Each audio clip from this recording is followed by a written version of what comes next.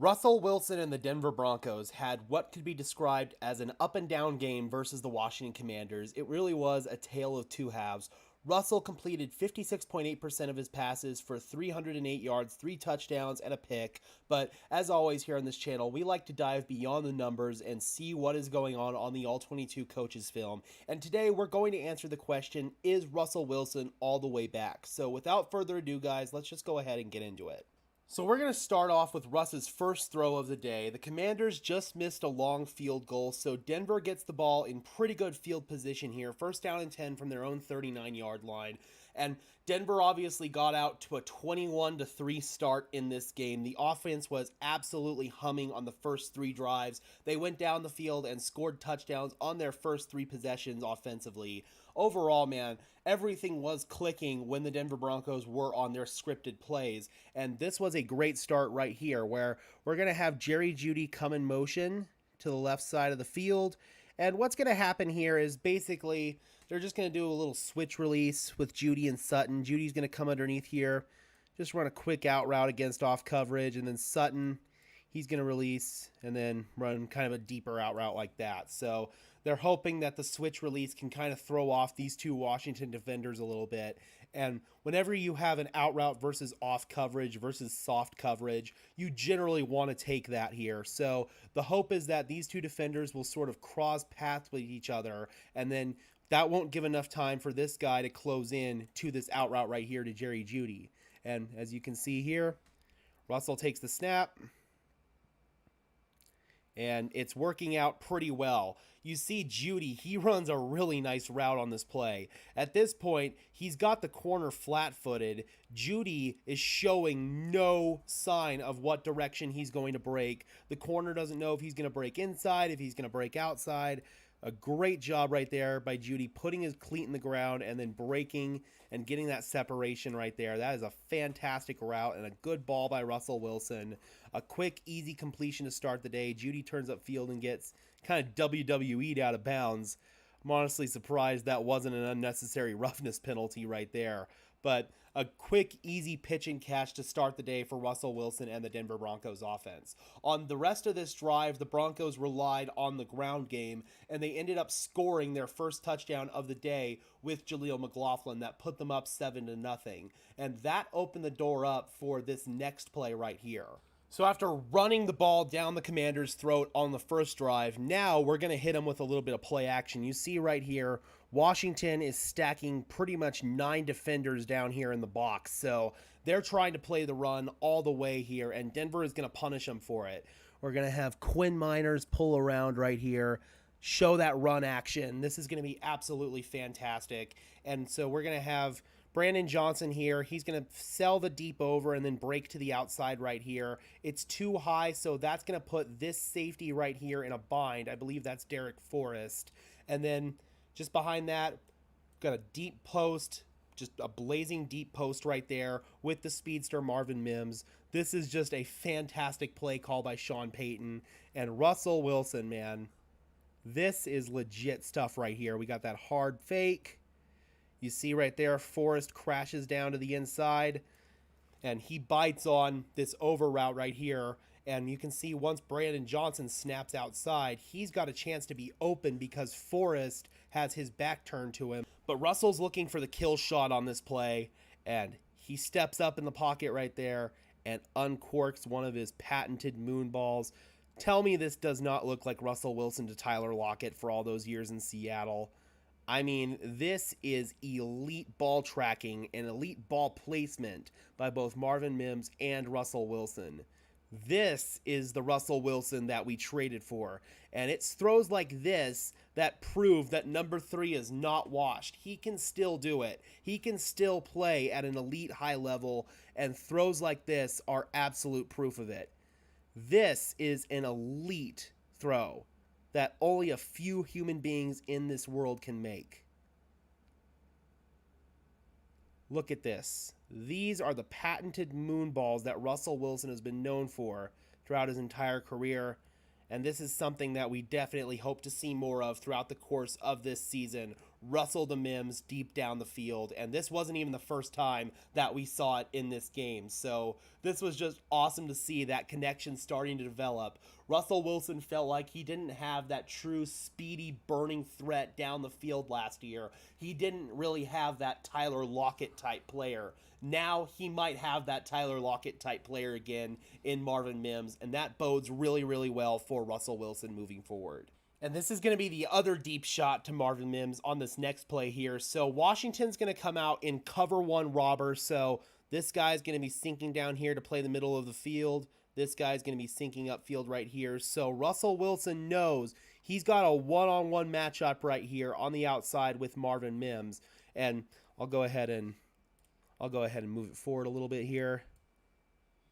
It's going to basically be tight press coverage right there at the snap. So Marvin Mims, this is a must outside release go route. So he has to get that outside release and then just streak down the sideline right here. One-on-one matchup, and Russell Wilson knows it all the way, and he is going to drop an absolute dime. You see him look off the safety, Derek Forrest, right there with his eyes, manipulate it, zip back over, step up in the pocket, and delivers a perfectly placed rainbow down the sideline to Marvin Mims. Again, man, tell me that Russell Wilson is washed after looking at those last two plays. Sit here with a straight face and tell me that number 3 cannot still play at a high level. Yes, there has to be some more consistency, which we'll talk about in this video, but look at these plays right here and tell me that number 3 is washed. I dare you. Man, it just sucks to know how this game ended because the offense really was rolling. This is a play that Russell Wilson actually audibled into. You could hear him on the TV copy saying, "Hey, let's go Vegas, Vegas, Vegas, Vegas." So what Vegas is, a little short motion here from Brandon Johnson, and it's going to be a mesh concept here for the Denver Broncos. So shallow cross here, and then we've got Jerry Jeudy, who's just going to be sitting right here on sort of this Hank route underneath right here. I love that Russ checked into this play. It's a brilliant play call to beat the coverage that Washington's in here. I absolutely love this. So we got the short motion right there. Russ takes the snap. You see the two defenders right there for Washington. It's man coverage. They kind of get lost. And Russ just puts it right on Johnson right there. And again, we've talked about it before on this channel. When you're running crossing routes, if you get man coverage, you keep running. You get zone coverage, you sit down. We get man here, so Johnson keeps running. And he gets into the end zone, man. I wish we had utilized Brandon Johnson a little bit more than we did in this game. Obviously, he had this touchdown and another key touchdown on that Hail Mary. But obviously, Brandon Johnson's a guy who has some playmaking ability. I just wish that he would get utilized a little bit more in early down situations especially, but I love this from Brandon Johnson for sure. So this, unfortunately, is going to be the play where everything kind of starts to go to hell for the Denver Broncos, and this is going to be Russell Wilson's fumble here. This is one where, again, you can definitely argue that the officials missed a face mask, but we never should have really come to that situation, honestly. So we've got Russell Wilson right here off play action. We're backed up to 2nd and 15 thanks to a Ben Powers hold. That was also one of the plays that killed this game for the Denver Broncos. You see Russell wants to hit the flat right here to Samaje Perine, but 57 Cody Barton has it covered all the way. So Russell Wilson pulls it down, and it kind of turns into scramble drill left here. But what I don't like is the hesitation from Russell Wilson. He's kind of undecided what he wants to do. Does he want to throw it downfield? Does he want to tuck and run? Does he want to just throw it away? What does Russell Wilson want to do here? You can see you've got 52 Jamin Davis, who's got really great hustle here. He's charging in to make the play on Russell Wilson on this one. And I don't even know if Russell Wilson saw him. I think Russell Wilson thinks he's got a one-on-one here with, I believe that's Jonathan Allen right there, the defensive lineman. So Russ thinks that he can outrun Allen, but I just don't know if he even knows that Davis is coming. We've got Davis charging in right there. Russell has a little pump fake action, and then he doesn't tuck the ball down. He leaves the ball kind of exposed, and yes, right there, you can definitely see where Davis is sort of grabbing onto his face mask. We'll get a better view of that in a second, but Russell Wilson puts the ball on the carpet, and I'm pretty certain he thinks he's down because he makes no effort to try to recover the ball. He's pretty certain that he's either down or the officials are going to get a face mask penalty. Unfortunately, neither of those things happen. We'll see here. We got our play fake, flat covered, Russ leaks out. Just tuck the ball down, dude. If you're going to run, you've got to tuck it. By this point, Davis should be in your view. You should know you've got to protect the ball better than this, Russ. You really do. He goes for that little pump fake action right there. Davis comes in and definitely gets a piece of his face mask right there. Officials miss it. That's inexcusable. But what's also inexcusable is Russ's poor ball security. Puts the ball on the carpet. He's pretty certain he's down because you can see him pointing to the ground right there. Hey, I'm down, I'm down.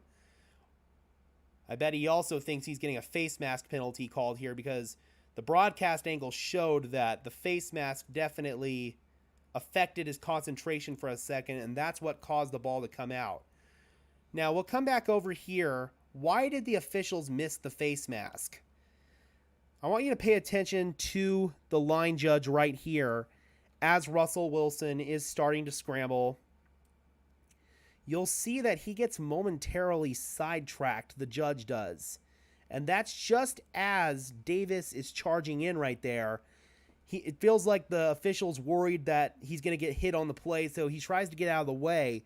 And just as his concentration is off of the play for 1 second, that's when the face mask happens. And he's got no clue. He's got no clue. That's the unfortunate human element of officiating, and that's why I really wish that some of this stuff would be reviewable, because clearly there was an obvious face mask, even though it was only brief and happened for 1 second, and the official was momentarily sidetracked when it happened. At the end of the day, that's still a missed face mask penalty, and it drastically affected the outcome of the game.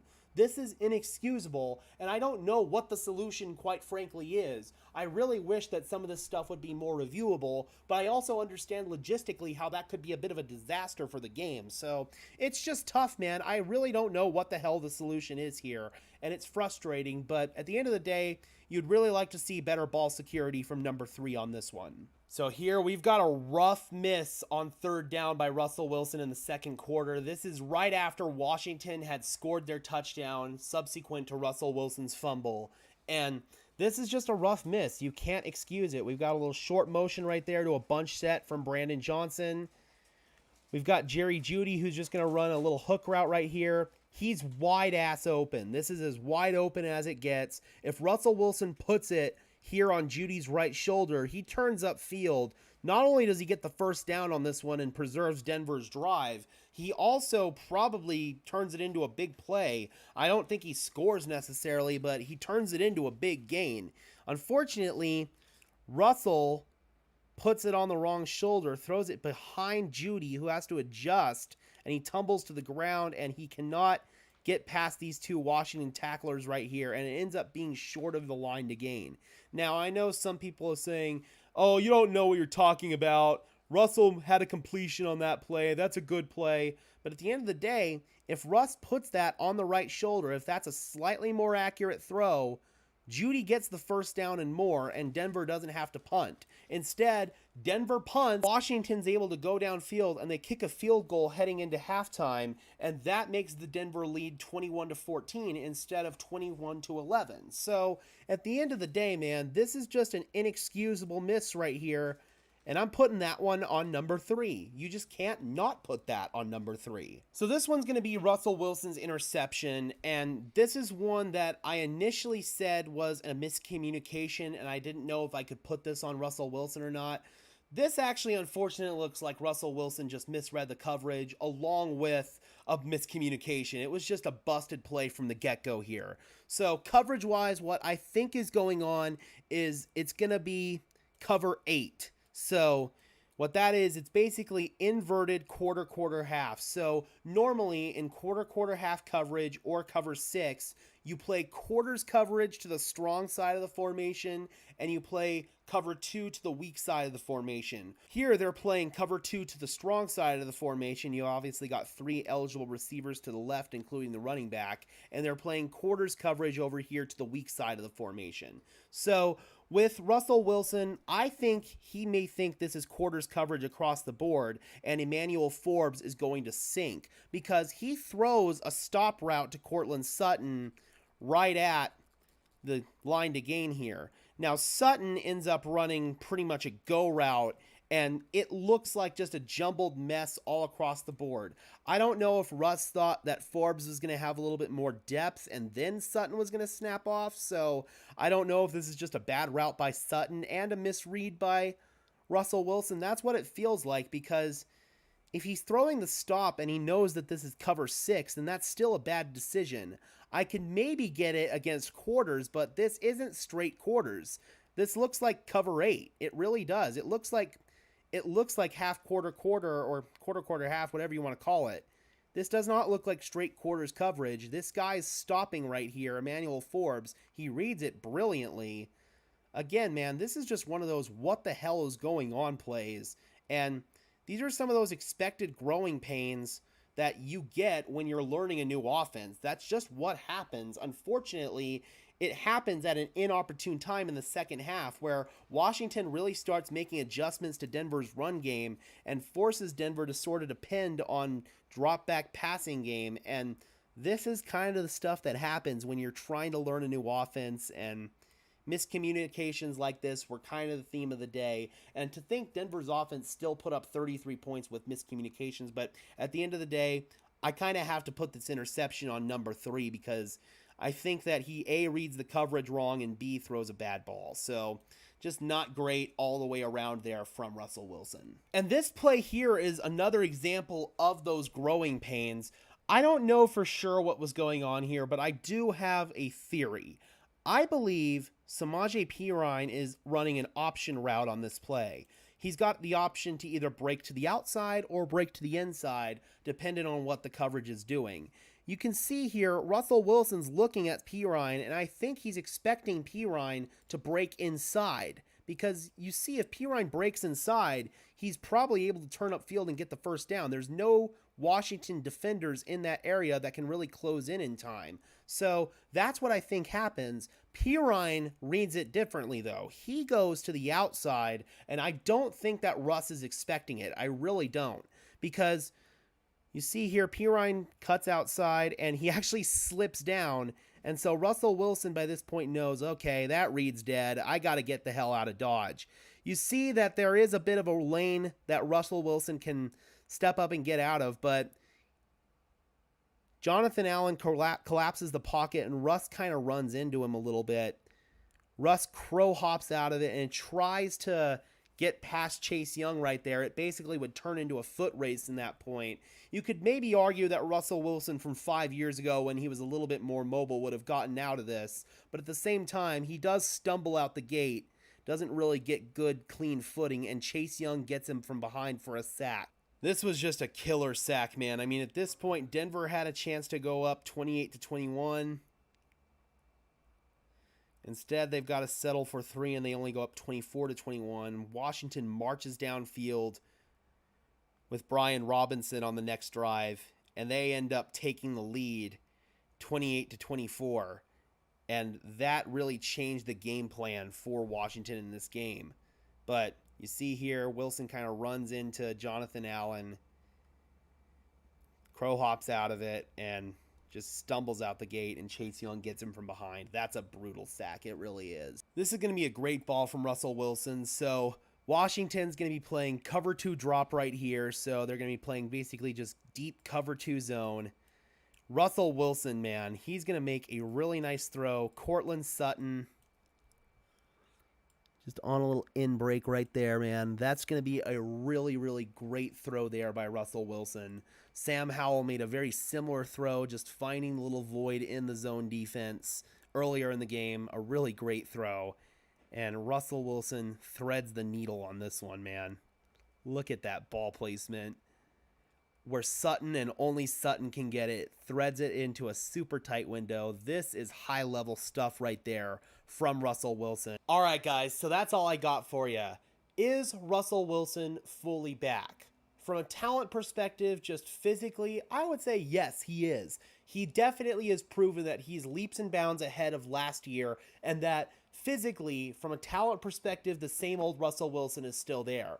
It's all about honing in on that consistency and consistently getting that version of Russell Wilson out of him. With Sean Payton, the play calling has definitely had some growing pains and some issues, and Russell Wilson has had some of his own growing pains and some of his own issues, but those are really to be expected. They're learning a new offense. This is a completely different offense from what Russell Wilson has run his entire career in Seattle. And it's also a complete 180 from the offense that he ran last year under Nathaniel Hackett. So they're going to be those growing pains. But overall, man, Russell Wilson has definitely proven that he can still play at a high level. It just needs to be more consistent. All right, guys, be sure to leave a like on this video as well as subscribe and ring the bell. And let me know your thoughts as always, guys. Do you guys feel like Russell Wilson can still play at a high level, or do you feel like the Denver Broncos made a massive mistake by trading for him? Drop those comments down below. I would love to hear your thoughts as always. Be sure to leave a like on this video as well as subscribe and ring the bell so these videos appear in your notification feed.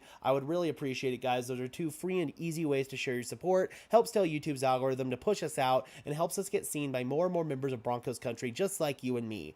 And until next time, guys, I am your host, Gage Madrid, saying peace out.